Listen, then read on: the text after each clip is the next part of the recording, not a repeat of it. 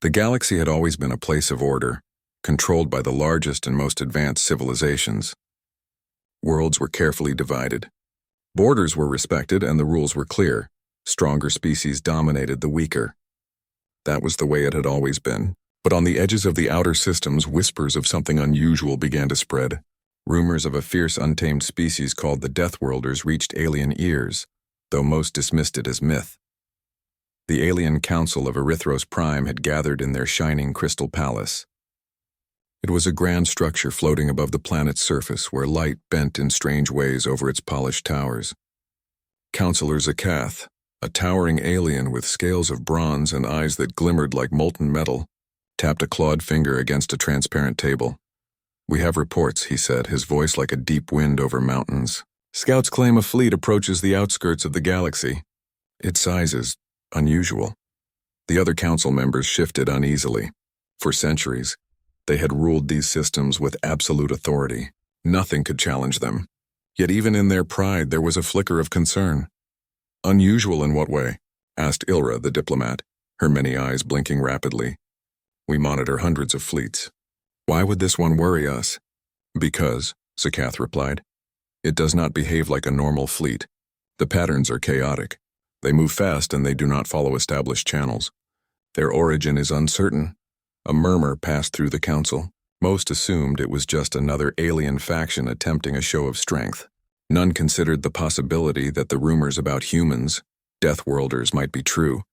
Meanwhile, across the galaxy in the shadowed corners of space, the Deathworlders were traveling in ships unlike any the aliens had seen. Rusted, patched, and armed with strange devices that seemed primitive, the ships moved with a quiet confidence. On board, humans prepared for the mission that would shake the galaxy. Captain Elias Thorne stood at the bridge of the flagship Iron Resolve, staring at the stars ahead. He was tall and lean, with a face hardened by storms, radiation, and predators on his home planet, Draxus Prime. Life there had taught him one simple truth: only the strong, smart, and adaptable survived. "Our sensors show multiple alien patrols ahead," said Lieutenant Mara Kellen, her fingers flying over the control panel. "They are scanning for us. We are not exactly invisible." Elias smiled faintly. "Good. Let them see what they think is chaos. We will move when they least expect it." On Draxus Prime, humans learned to read danger before it appeared, to anticipate and improvise. That skill, honed over generations on a planet where storms could tear mountains apart and predators could crush a man in a heartbeat, would now be tested on a galaxy that believed itself untouchable. Back at the Alien Council, debate grew. Some argued for diplomacy, others for military action. Counselor Veros, a sharp-minded tactician with claws like daggers, slammed a hand on the table. "We cannot wait," Veros said. "If these are the Deathworlders, they are dangerous. Our records from other galaxies show their survival against impossible odds. They endure where others die. We must prepare defenses now." Or, Ilra countered softly, "We watch. Let them reveal themselves. Perhaps they are not a threat. Perhaps they can be reasoned with." Zakath's eyes narrowed. "Reasoned with? You speak as if humans respect reason. They respect strength, courage, and cunning. Nothing else," and he was right. Across the void, humans operated under rules aliens could not understand. They valued cooperation, yes, but also adaptability. They thrived in danger, often using threats as opportunities. The aliens did not know it yet, but underestimating the Deathworlders would be their first mistake. In the Erythros Prime capital, the scholar Lorana watched the reports with growing unease. She was small, unassuming, and often ignored, but her mind worked differently from the warlords and diplomats. "These humans," she murmured, "they survive on planets where nothing else can. They have lived through conditions that would destroy any alien biology. Radiation, storms, predatory creatures.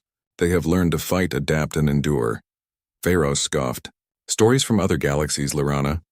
Exaggerated myths. Humanity is a minor species in a minor part of the universe. They cannot challenge us." "Minor?" she asked quietly. "A species that can survive on a planet with 3 suns, constant meteor storms, and predators stronger than lions. And they do it without our technology?" Veros laughed, a harsh clanging sound. "Then why have they not come before? The galaxy is vast. They are irrelevant." "Perhaps," Lorana said, "they have never needed to. No one listened. None of the council members could imagine the Deathworlders as more than a curiosity. Far from the council, the Deathworlders' fleet approached the galaxy in silence. Their ships were patched together with metal from wrecks, salvaged engines, and reinforced hulls. Each ship looked fragile to the untrained eye, but inside they were deadly. Human crews had spent lifetimes learning the art of survival, and every system aboard reflected that. On one vessel, a young human pilot named Jara Kane checked her weapons and systems. "Sensors show alien patrols," she said. "They are scanning for us." Her older brother Ryan smiled grimly. "Good. They will see us and they will think we are weak. Then we will move." Elias had taught them well. Humans never attacked blindly. They waited, observed, and struck with precision. Their targets were never chosen randomly. They were chosen to protect the innocent and destabilize oppression. And now, the humans were entering a galaxy where oppression was normal, where alien rulers believed in their invincibility. That belief was about to be shattered. On one of the outermost colonies, a small alien mining station buzzed with activity. Workers carried minerals across long conveyor belts, while guards patrolled with energy rifles. They had no idea what was coming. Then the first human scout ship appeared. Its hull was battered and its engines gave off a strange hum, unlike any alien technology. The aliens laughed. It could never survive in their systems. The scout dropped a small landing party onto the planet's surface. They moved quickly, silently, using terrain and shadows. The aliens noticed only when one human effortlessly disabled a guard with a simple shock device. Others followed, disarming weapons and securing the perimeter without harming civilians. When word reached the council, panic spread. The fleet they dismissed as minor had already landed on a planet, freed colonists, and taken control of a mining operation without a single human casualty. "This is impossible," Ilra whispered. "They are doing it with no fleet support, no weapons of mass destruction." Zakath's claws clenched. "It is possible, and they are coming for more." Back aboard the Iron Resolve, Elias watched a holographic map of the galaxy. "We are just getting started," he said. "Remember, our goal is not to conquer, it is to protect and to show that survival, courage, and honor matter. If we fail, countless worlds will remain enslaved. If we succeed—" He let the sentence hang in the silence, heavy with promise. Mara looked at him, determination in her eyes. "We will succeed. We survive everything, Captain. That's what we do." Elias nodded. "Then let's make history." Above them, stars stretched endlessly. The galaxy was calm, almost peaceful, unaware of the storm approaching. But soon that calm would shatter. The Deathworlders had arrived, and the galaxy would never be the same again. The stars beyond the outer rim shimmered in calm silence, unaware that the galaxy's balance was about to shift forever. For centuries, alien civilizations had ruled without challenge. Borders were respected, weaker species were exploited, and no one dared to question the natural order. But the Deathworlders were coming, humans from a harsh, deadly planet where survival meant everything, and the galaxy had no idea what waited. On the bridge of the Iron Resolve, Captain Elias Thorne stood before the glowing holographic map. Multiple fleets of alien patrol ships scoured the edge of the galaxy, scanning every sector for intruders. But Elias was not concerned. His humans had trained for this. Every maneuver, every tactic had been tested under conditions far worse than alien technology could offer. "Lieutenant Mara, what do the sensors say?" Elias asked. Mara Kellen's fingers danced across the controls. "The patrols are closing in. They expect us to act like other species, predictable, cautious. They don't know who we are." Elias's lips curved into a faint smile. "Good, then let them see chaos. Confusion will be our ally." The humans' ships were battered and patched, cobbled together from years of salvage and hard-won technology. From the outside, the aliens thought they were primitive. But inside, the ships were instruments of survival, designed for flexibility and rapid adaptation. Every human crew member knew their role, every system was built for improvisation, and every strategy relied on the unexpected. Far away in the outer colonies, alien rulers continued their false sense of security. The Erythros Prime Council had sent patrols to investigate the edge of their territory, confident that any intruder could be easily crushed. "Nothing has been spotted," Councillor Veros reported. "The patrols find only empty space." Empty space does not mean safety, warned Lorana, the small scholar who always saw farther than others.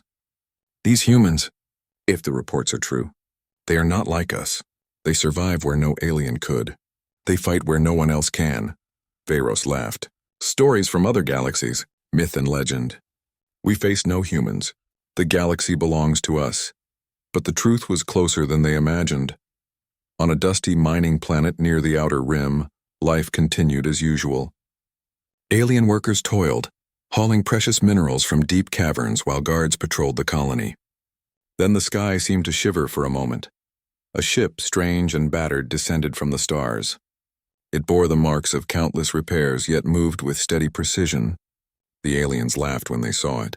It could never survive here. They had seen fleets of their own, faster, larger, more deadly, and yet the human ship moved closer. A landing party deployed. 5 humans, clad in reinforced suits, stepped onto the planet's surface. Their movements were calm, purposeful, and precise. They carried simple tools and weapons, yet their eyes scanned for danger constantly. Every human had survived storms, predators, and radiation far worse than this planet could offer. They were ready. The first alien patrol approached, rifles raised. Halt, identify yourselves. One human, a young soldier named Jara Kane, stepped forward. Her voice was steady, clear. We are here for the people. Stand aside. The aliens hesitated. They had never faced humans before. And in that moment of hesitation, Jara acted. With a small device, she disabled the guards' weapons. The aliens tried to react, but the humans moved too fast, too precise. Within minutes, the patrol was incapacitated. No one was killed, only subdued. Back on the Iron Resolve, Elias watched the live feed. Good, minimal force. They are learning fast. That is how we work. Never underestimate the value of discipline and control. The humans spread across the colony in coordinated teams. Some freed laborers from their workstations, while others secured vital equipment to prevent further damage. The humans' presence was unlike any alien invasion the galaxy had seen. They were not here to enslave, not here to conquer. They were here to stop exploitation, and in the process they displayed strength the aliens had never imagined. Meanwhile, alarms blared across the alien patrol fleet. Reports of the human landing spread quickly. Ships moved to intercept, confident that superior numbers and technology would crush these primitive humans. They were wrong. Elias ordered the fleet to split into small, fast-moving units. Humans on each ship communicated instantly, executing maneuvers that alien pilots could not predict. Every engagement highlighted the human's strength, adaptability, courage, and improvisation. Alien tactics depended on predictable patterns, yet humans defied them at every turn. One patrol tried to trap a human ship in a gravity well. The humans used the field to their advantage, slingshotting around it to strike the patrol from an unexpected angle. Another patrol attempted to block reinforcements. Human engineers on the ground had already sabotaged the control terminals, sending the fleet into confusion. The aliens began to understand, too late, that they had misjudged their opponent. On the mining planet, the freed workers looked at the humans with awe. One young miner whispered, "Who are they?" How can they survive like that? "They're called Deathworlders," said Jara quietly, checking her equipment. "They survive because they never give up. They adapt, and they fight for what is right." That was a lesson the aliens would learn the hard way. At the Erythros Prime Council, panic began to ripple through the members. Reports of human victories were arriving faster than anyone could track. Ships destroyed, colonies freed, patrols defeated without casualties. This cannot be, Veyros shouted. How can a few humans cause such destruction? They are not just a few, Lorana said calmly. They are many. But more importantly, they are prepared. Every human is trained to survive, to improvise, to endure what we cannot. This is a species built for war on a planet that destroys life daily. Imagine what they can do in the open galaxy. The council remained divided. Some called for immediate retaliation, others for negotiation. But every strategy failed before it was even implemented. The humans were too unpredictable. In the skies above the mining planet, the largest alien fleet yet arrived. Hundreds of ships bristling with weapons. They fired a barrage at the human landing teams, expecting to crush them instantly, but the humans did not panic. Elias's voice came over comms. Stay calm. Use cover. Keep moving. They expect fear. Give them strategy instead. The humans scattered across the planet's terrain. Some used natural canyons for cover. Others climbed cliffs to gain vantage points. They improvised traps for mining equipment. When the alien fleet attempted orbital strikes, human engineers hacked the targeting systems, causing several missiles to miss entirely or even hit their own ships. The aliens were astonished. How can such primitive beings counter advanced technology so effectively? One officer cried. They adapt, Lyrana murmured from the council chambers. They survive. That is their power. By the time the battle ended, the humans had secured the planet. They had disabled key installations, freed civilians, and taken minimal losses. The alien patrols were retreating, humiliated and confused. Elias addressed his team. This is only the beginning. The galaxy thinks it is safe, thinks it is powerful, but we have shown them that courage, discipline, and adaptability matter more than technology alone. We survive where others fail, and we will continue to do so. Mara smiled, her eyes shining. The legends are true, Captain. We are the Deathworlders, and they will remember us. Far above, the stars continued to shine, indifferent to the struggle below. But for the first time, the galaxy realized that not all humans were ordinary. These humans, Deathworlders, were a force unlike anything the universe had seen. The galaxy had begun to tremble. Word of the humans, the Deathworlders, spread faster than any alien fleet could move. What had started as whispers in remote colonies had become undeniable fact. A small, unassuming species from a distant, harsh planet had arrived, and they were reshaping the balance of power. Captain Elias Thorne stood on the bridge of the Iron Resolve, eyes fixed on the holographic map. Hundreds of star systems lay before them, many under alien control. Entire worlds relied on the Deathworlders' fleet now, knowing that humans had come not as conquerors but as protectors. Lieutenant Mara, status report, Elias said. Mara Kellen's fingers flew over the controls. We have 3 new targets, Captain. Mining colonies, military outposts, and a research station exploiting local species. All poorly defended. They underestimate us as usual. Elias nodded. Then we will remind them. Prepare the teams. We strike fast, we strike smart. No casualties if we can avoid them. Protect the innocent. That is our mission. The first target was a mining colony on a desert planet, its workers enslaved under alien guards. The humans descended silently, landing on the barren dunes under the cover of night. Unlike alien forces, humans did not rely on sheer firepower. They relied on observation, strategy, and improvisation. Jara Kane led the first team. She crouched behind a jagged rock, binoculars in hand. Guards are predictable. They walk the same path, same time every cycle, she whispered. We can take them out quietly. Rion Kane, her older brother, prepared a simple shock device. No killing unless necessary. That is the rule. Surprise, disable, and move fast. In less than an hour, the humans had neutralized all patrols, freed the workers, and secured the equipment to prevent further exploitation. The workers stared in awe at these strange beings who moved with a combination of precision and fearlessness they had never seen. They are incredible, whispered one miner. They are humans, Jara said simply. We survive where others cannot. That is our power. Meanwhile, alien fleet scrambled to respond. Counselor Veros, once arrogant and confident, now paced in panic. How can they do this? They are supposed to be primitive. Their numbers are small. Their technology, it is inferior. They adapt, Lyrana said quietly as she had warned before. They do not follow rules we understand. They use the galaxy itself against us. They are the perfect predators of survival. Every human is trained for chaos and danger. That is why we cannot stop them. Veros slammed his clawed hand on the table. Then we must overwhelm them. Deploy the fleets. Crush them before they spread further. But humans were not waiting. They were already moving to the next target. The second strike was at a research station exploiting a peaceful alien species for experimentation. Humans did not hesitate. They infiltrated the facility using shadows, terrain, and quick thinking to bypass guards and automated defenses. Elias watched the operation from the flagship. Remember, he said over the comms, we fight oppression, not life. Disable systems, free the captives, and leave. No unnecessary destruction. Jara's team reached the laboratory where aliens held captured creatures.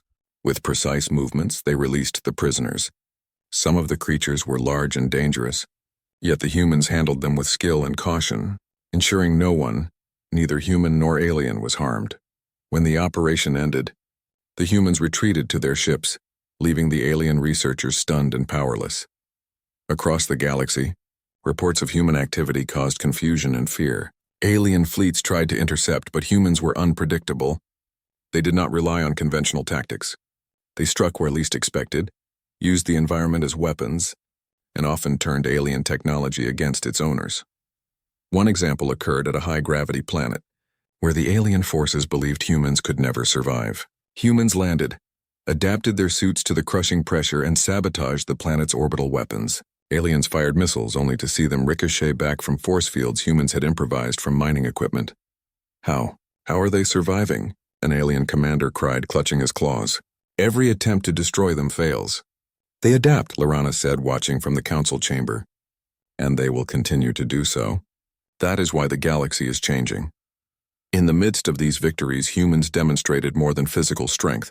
They displayed honor, empathy, and intelligence, qualities the aliens did not fully understand. On one planet, a small alien child wandered into a battlefield. The humans immediately protected the child, shielding him from stray fire and guiding him to safety. Humans fight, yes, said Elias quietly, but they also protect. They do not harm the innocent. That is why they will be remembered long after this war is over. The aliens, by contrast, relied on fear, intimidation, and overwhelming force. They had never seen an opponent like this. Their arrogance began to falter. Meanwhile, the Deathworlders spread across several planets simultaneously. Humans divided into small, highly skilled teams, striking targets simultaneously to confuse and overwhelm alien forces. They freed slaves, disabled military installations, and sabotaged mining operations. Each victory was precise and efficient, leaving minimal destruction and maximum impact. Mara observed one operation through a remote drone feed. Captain, they are working faster than we anticipated. They've liberated 3 planets in one rotation. The aliens don't know where to respond first. Good, Elias replied. That confusion is our advantage. But we must remain disciplined. No mistakes, no recklessness. Even alien scientists began to notice the humans' uniqueness. Lorana studied reports of human strategy and survival. They improvise with speed we cannot predict. They endure environments lethal to other species. They coordinate without centralized command. They are evolution perfected through adversity. Counselor Veyros refused to accept it. They are just lucky, he said, though the panic in his voice betrayed him. They cannot maintain this pace. They will exhaust themselves. But humans were not relying on luck.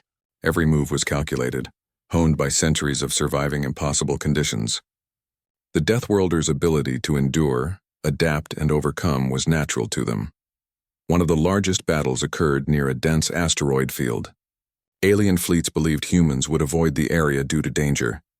Instead, the humans used the terrain to their advantage. They maneuvered between asteroids, creating traps for alien ships. Alien vessels collided, misfired, and fell into gravitational hazards, all while humans executed surgical strikes from multiple angles. The aliens were stunned. How do they move like that? One officer yelled. No species could survive in such conditions. They are Deathworlders, Lorana whispered. And no species can survive them. On a liberated planet, Elias addressed his team. We have shown the galaxy that courage, skill, and honor matter more than technology alone. But this is only the beginning. Many worlds are still enslaved, many more still suffer. We move forward, strike where we are needed, and remind every species that no one is untouchable. Jara smiled. Captain, the people are starting to see us as more than humans. They call us legends, Elias shook his head. Not legends, survivors, protectors. That is all we are. As the Deathworlders continued their campaign, the Alien Council convened in desperation. Systems were falling faster than they could respond. Entire fleets had been neutralized. Colonies once thought secure were liberated, often without a single death. How is this possible? Veyros demanded. They are too few. Their technology is inferior, yet they defeat us at every turn. They are humans, Lorana said calmly. They endure where we perish. They adapt where we fail. They fight for more than power. They fight for what is right. That is why they are unstoppable. By the end of the campaign's first cycle, dozens of planets had been liberated. Alien fleets had retreated to regroup. The Deathworlders' reputation had grown from whispered rumor to undeniable reality. Across the galaxy, the phrase spread, "The humans have arrived," and no one can stop them. The aliens had underestimated them. They had assumed arrogance and numbers would prevail. But the humans, Deathworlders, fought not for conquest but for survival, honor, and the protection of the weak. That combination was impossible to defeat. Captain Elias stood at the bridge of the Iron Resolve, gazing at the galaxy before him. They thought we were myths. They thought we were primitive. They were wrong. Every system we touch, we leave hope, not fear. And that is how humans survive, how Deathworlders thrive. Mara nodded beside him. The galaxy has no idea what is coming next. The heart of the galaxy was a world of opulence, power, and fear. Erythros Prime, the capital of the ruling alien coalition, floated in the void like a jewel surrounded by warships. Entire fleets were stationed here, ready to strike at any rebellion, any intruder. But even this fortress of arrogance was about to be tested. Captain Elias Thorne watched the stars from the bridge of the Iron Resolve. "We are approaching Erythros Prime," he said quietly. "This is the center. If we succeed here, we change the galaxy forever." Lieutenant Mara Kellen frowned. "They have fleets ready, hundreds of ships. Their defenses are beyond anything we've faced." Elias nodded. "We do not face them with numbers or technology. We face them with skill, adaptability, and strategy. That is how Deathworlders survive." Meanwhile, the Alien Council convened in panic. Systems had fallen. Colonies had been liberated. Entire fleets neutralized. Councillor Vero slammed his clawed hand on the table. "We cannot hold them," he roared. "They move faster than we can react. How do they know our weaknesses?" "They adapt," Lorana said calmly, her many eyes fixed on the star maps. "Humans are not predictable. They learn, improvise, and strike where we least expect. That is why the galaxy fears them now, and that is why we may lose everything if we do not change our approach." A pause followed. The council members glanced at each other. Could negotiation work? Could they survive these humans? Fear had entered even the proudest hearts. On a distant moon, human teams deployed. Each squad had a precise target: key communications hubs, energy generators, and supply depots. Humans did not attack blindly. They struck in patterns that forced the aliens to split their forces, creating confusion. Jara Kane crouched behind a ridge, observing alien patrols. "They move like they think we will attack directly, but they cannot predict what we will do," she said. "We will divide them and take control quietly." Ryan Kane set charges near a power relay. "Remember, no unnecessary damage. We disable only what prevents them from hurting others. Our goal is liberation, not destruction." Within hours, communications were cut. Supply lines were blocked. Erythros Prime could not coordinate its defenses effectively. The humans had already created chaos without a single massive battle. In orbit, the Iron Resolve and its fleet of Deathworlder ships maneuvered with precision. Alien fleets tried to intercept, but humans had anticipated every move. Using asteroid fields, gravitational anomalies, and decoy ships, they struck where the aliens were weakest. One alien admiral shouted, "They are ghosts. They appear, strike, and vanish. Our weapons cannot predict them." "They do not fight like us," Lorana said softly. "They do not fear. They adapt. They endure. That is why they win." The first major confrontation came near the planet's equator. Alien fleets fired volleys of energy blasts, attempting to destroy human ships before they could land troops. Humans responded with ingenuity. They deployed decoys that mimicked their ships' energy signatures, confusing targeting systems. They used gravity anomalies to slingshot around attacks and counterstrike from unexpected angles. On the surface, human teams moved through the alien capital's outer defenses. They scaled walls, bypassed energy gates, and neutralized guards with minimal force. Every movement was calculated, efficient, and precise. Elias addressed his team over comms. "Patience, precision, protect the innocent. The heart of their power is vulnerable only if we remain disciplined." Inside the capital, the alien rulers were frantic. Entire sections of the planet had fallen. Communications were disrupted. Soldiers were reporting strange incursions they could not understand. Councillor Veros barked orders, but chaos reigned. "They are humans," he growled. "No species should be able to move like this. No species should survive our defenses." "They survive because they are trained to endure the impossible," Lorana said. "They fight for more than themselves. That is their strength. And indeed, it was the humans' principles, not just skill, that made them dangerous. They fought to protect, to liberate, to survive, and that moral clarity gave them confidence the aliens could never comprehend. One of the critical moments came when a human squad encountered an alien prisoner camp. Hundreds of enslaved beings, species the Deathworlders had never seen before, were being held for experimentation. The humans acted immediately, using smoke grenades, distractions, and improvised tools to free the prisoners. Elias watched through the comm feed. Well done. Protect them. Evacuate them safely. Every life matters. That is why we are different. That is why we survive. The humans carried the prisoners to safety while alien patrols scrambled to respond. The aliens had superior technology, but humans had discipline, adaptability, and empathy. Every alien attack was countered, every strategy anticipated. Meanwhile, in orbit, the Iron Resolve led the main fleet. Using combined tactics, humans managed to disable key alien ships without destroying them, capturing advanced vessels for study. The captured ships were reprogrammed to support human operations, turning alien firepower against the enemy. Elias smiled. Every move we make teaches the galaxy a lesson. Strength is not just in weapons. It is in courage, intelligence, and honor. Mara nodded. They are beginning to understand. The balance is shifting. At the council chambers, panic had reached its peak. Entire fleets were retreating, unable to respond effectively to human maneuvers. The councillors argued violently, blaming each other for failures. They are only humans, Veros screamed. We outnumber them. We outgun them. Outnumbering does not matter, Lorana said. They think differently. They act differently. They survive where we perish. That is why they cannot be defeated by conventional means. We must negotiate or we lose everything. The final confrontation on the planet's surface approached. Humans had split the remaining alien defenses into small, manageable groups. They used the environment to their advantage. Dense urban ruins, tunnels, and caverns created natural obstacles for alien forces accustomed to open battle. Jara Kane led a small squad through a maze of ruins.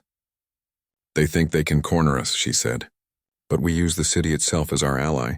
They cannot predict how we move. Rian Kane planted charges to disable energy barriers while protecting civilians. They have the tools, he said.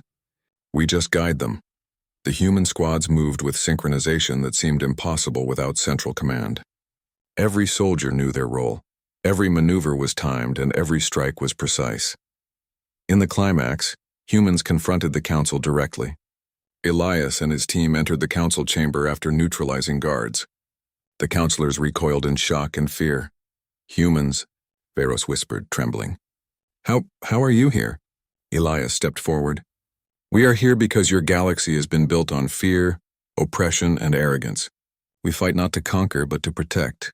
Your fleets, your weapons, your plans, they cannot match a species that survives where all else fails, that fights for life and honor. Lorana stepped forward cautiously. You'd have shown mercy, efficiency, and skill. The galaxy is changing. We must accept it. Veros could not speak. The human's resolve, discipline, and moral clarity had shattered his arrogance. By the end of the battle, the humans had effectively taken control of the heart of alien power without annihilation. Entire fleets surrendered or defected, seeing the humans as stronger, smarter, and more honorable than any opponent they had ever faced. Elias addressed the council. The galaxy can no longer be ruled by fear. We offer you a choice. Continue oppression and face resistance, or embrace change and protect life. The choice is yours, Lorana nodded slowly. Perhaps there is hope. Perhaps we can survive without tyranny. On the Iron Resolve, Elias turned to his crew. This is the turning point. We have shown that courage, honor, and intelligence can defeat fear and oppression, but our work is not finished. The galaxy still needs protection, still needs freedom. We move forward carefully, wisely, and always prepared. Mara smiled. Captain, the galaxy has begun to remember what survival truly means. They will not forget the Deathworlders. Elias gazed at the stars. No, and they should not. We survive, we endure, and we protect. That is what it means to be human. Above the planet, the stars continued to shine, indifferent yet witness to the bravery, cunning, and honor of a species the galaxy had once dismissed. The turning point had arrived, and with it, the promise of a new era, one where humans would no longer be underestimated, and where the galaxy would begin to recognize the true power of survival, courage, and morality. The galaxy had changed. Entire systems that had once bowed under alien rule were now free. Entire fleets had been neutralized, reprogrammed, or surrendered. The legend of the Deathworlders, the humans from a distant, deadly planet, had spread across countless star systems. Captain Elias Thorne stood on the bridge of the Iron Resolve, watching as alien ships, once symbols of fear, now moved in orderly formations under their guidance. The human fleet had grown, not with conquest, but with allies who had seen the difference between humans and the tyrants they replaced. Status report. Mara, Elias said quietly. Most systems are stable. Mara replied, her fingers flying over the controls. We've integrated freed colonies, helped rebuild infrastructure, and provided protection for remaining alien populations who no longer wish to fight. The coalition fleets are cooperating now. They see the humans as a stabilizing force. Elias nodded. Good. That is exactly what we wanted. We didn't fight for power only to show the galaxy what courage, adaptability, and honor can achieve. The aliens, once arrogant and dismissive, were learning humility. Counselor Veros, who had once declared humans inferior, now met with Elias personally. He looked smaller somehow, weighed down by the knowledge of past mistakes. Captain Thorne, Veros began, his voice low. Your species has done what no other could. You have defeated us not by firepower but by skill, discipline, and principles. How is it possible that you survived when we believed ourselves invincible? Elias regarded him steadily. We survived because we endure, because we adapt, and because we fight for more than ourselves. We fight for the weak, the innocent, the oppressed. That is the difference. Veros looked down, silent. He had no answer. Elsewhere, humans worked to stabilize the liberated worlds. On one desert planet, miners once enslaved were now building schools and hospitals. Humans showed the aliens how to work with the environment rather than exploit it. Engineers adapted alien technology to create energy grids that were safe, efficient, and sustainable. On a forested world, human soldiers taught alien populations survival techniques against native predators. They shared knowledge, not domination. They are different, one alien civilian whispered to another. They do not take, they give. They protect. They are not like us, replied another. Perhaps we have been wrong all along. Despite victory, the Deathworlders were disciplined. They did not claim dominion over the galaxy. They did not impose their rule. Instead, they offered guidance and protection. Humans established councils on key worlds, working alongside liberated species to ensure fair governance. The galaxy began to see humans as protectors, not conquerors, a force whose strength was measured by courage, intelligence, and honor, not by weapons or fleets alone. On Erythros Prime, humans helped re-establish law and order. Cities were rebuilt. Trade routes were reopened. Populations who had lived in fear for generations could move freely again. And through it all, humans ensured that no one would again be oppressed without challenge. Captain Elias and his team were not celebrated as kings or emperors. They were remembered as heroes, protectors, and survivors. Young humans who had grown up on harsh Deathworld planets had proven that survival meant more than brute strength. It meant courage, honor, and ingenuity. On a newly liberated planet, Elias addressed a gathering of alien and human allies. We did not come here to dominate, he said. We came because injustice exists. We fight because life matters. Every species deserves the chance to survive, to thrive, and to live without fear. That is what the Deathworlders represent. That is what humanity can achieve. The crowd, a mixture of humans, freed aliens, and coalition defectors, erupted in cheers. For the first time, hope, not fear, ruled the hearts of the galaxy. Lyrana, the alien scholar who had once feared the humans, now observed with quiet admiration. They survive where no one else can. They fight for life, not conquest. They show that morality and courage can reshape the galaxy. Perhaps we should have never underestimated them.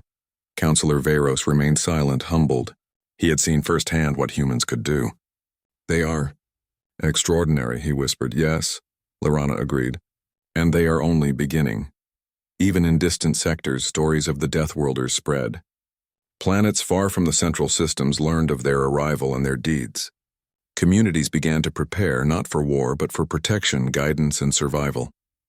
Humans became legends not because they were gods, but because they embodied the principles of perseverance, adaptability, and courage. A young alien child, freed from a labor camp, looked up at the stars and whispered, "I want to be like them." Brave, clever, and unafraid, a human soldier smiled. Then survive, adapt, and protect. That is the way of the Deathworlders. The Deathworlder fleet remained vigilant. They knew threats still existed, rogue factions, unknown species, and hazards of the galaxy itself. But the galaxy now recognized a truth. Humans would endure where others would fail. Their reputation spread not as a threat but as a promise. On the bridge of the Iron Resolve, Elias watched the stars. "We have changed the galaxy, Mara," he said softly. "Not with domination, but with example." "They will never forget us," Mara nodded. "No, Captain. They will remember. And they will understand what survival, courage, and honor truly mean." Elias turned his gaze to the unknown regions beyond. "Our work is never done. There are still worlds to protect, lives to save, and lessons to teach. But one thing is certain. The galaxy will never underestimate humans again." The stars continued to shine, indifferent yet witness to the deeds of a species forged in hardship. Deathworlders had arrived not as conquerors but as protectors. And in every liberated world, every freed being, and every tale told across the stars, one message was clear. Humans survive. Humans endure. Humans fight for life, courage, and honor, and the galaxy is stronger for it. And somewhere, beyond the known sectors, Captain Elias Thorne and his fleet sailed forward, ready for whatever challenges awaited, carrying with them the legacy of the Deathworlders, the humans who had shown the galaxy that even the smallest species, hardened by survival and guided by honor, could change the universe forever. The galaxy would never be the same.